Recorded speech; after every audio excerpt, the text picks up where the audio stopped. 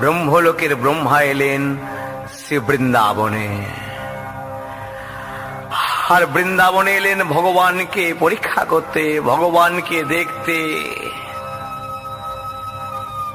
ভগবানের নাকি জন্ম হয়েছে বৃন্দাবনে, তো যাই আমি দেখে আসি ভগবান কি করে। আর ভগবানকে দেখতে এসে দেখলেন ভগবান গরু চড়াচ্ছে।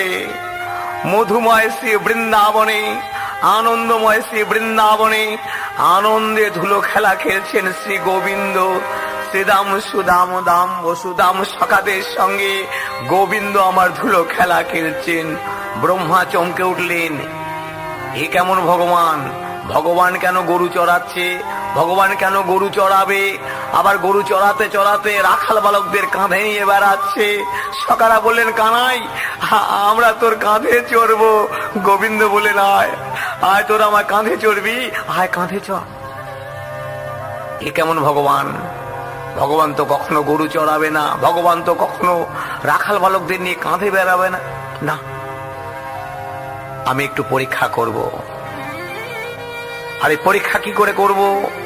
তুমি স্বয়ং ভগবান কিনা, তুমি বৈকুণ্ঠে নারায়ণ কিনা? আমি তোমায় পরীক্ষা করব, তোমার ওই 9 লক্ষ ধেনু আমি চুরি করব, আমি সখাদের হরণ করব, কিন্তু রাখবো কোথায়?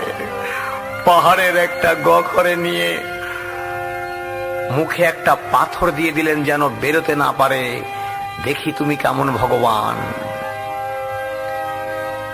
অন্তর্যামী ভগবান তিনি বুঝতে পারলেন ব্রহ্মা এসেছে, সৃষ্টিকর্তা ব্রহ্মা এসেছে। বৃন্দাবনে এসে আমার 9 লক্ষ ধেনু সখাদের চুরি করে নিয়ে গেছে।